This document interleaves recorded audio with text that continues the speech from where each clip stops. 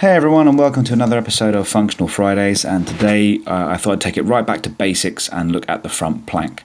So I'm just going to get into position here, and then I'm going to pause the video at this moment right about now.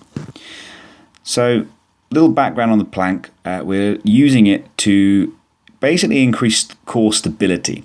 Now, when I say core stability, I don't just mean our abdominal muscles, which is where a lot of people go wrong immediately. Your core is essentially your trunk. So everything from your upper spine all the way down to and including your hips can be classed as your core.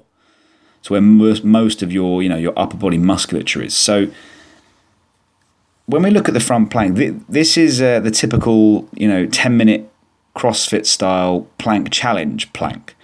If I use our clever little lines on Coach's Eye here, you'll notice that the spine is quite lordotic. So I'm flat, I'm rounded up in that T-spine, extended in the lower spine, and I've got a big anterior pelvic tilt, and I'm not engaging my glutes or any of the muscles in my core at all. All I'm really doing is using the musculature in my upper back and shoulders to support myself. And that is exactly why people are able to hold this particular position for such a long time, because the strong muscles that don't need any real work are doing all the work, and the weaker areas that need kind of stabilizing and improving aren't really getting involved at all.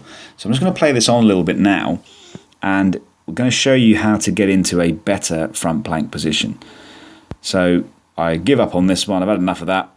Moving on. So starting position, elbows and knees, and my bum is slightly above my shoulders. And you'll have noticed just then while I was talking that I gave my glutes a squeeze, pulled my belly button in towards my spine, and neutralize that entire lower area of my spine. So our whole lumbar spine is much more neutral now. And as I go up onto my toes, I maintain that position. So legs are straight, and you'll notice now more clever lines coming up. From T-spine all the way down, everything is neutral now. I haven't overdone it. I haven't squeezed too hard and kind of rounded my back. This is how we want to be. So glutes are engaged, they're getting good activation. I'm activating my core in the process as well. My abdominal region is getting a good workout. And by letting my chest kind of drop forward through my shoulders just a bit, I've neutralized the T-spine as well. So that's not in a massive amount of flexion either.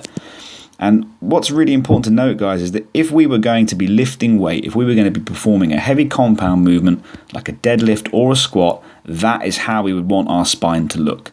Neutral from top to bottom, strong. It's a mechanically good position to lift from, and it's a much safer position to lift from. So I hope that was useful. Sorry for rambling on a little bit, but it does bug me when I see this one done incorrectly. Give these a go. If you do it correctly, you will get benefit from doing this for 45 seconds to a minute. You don't need to be doing 6-7 minutes to be getting benefit if you are doing it correctly.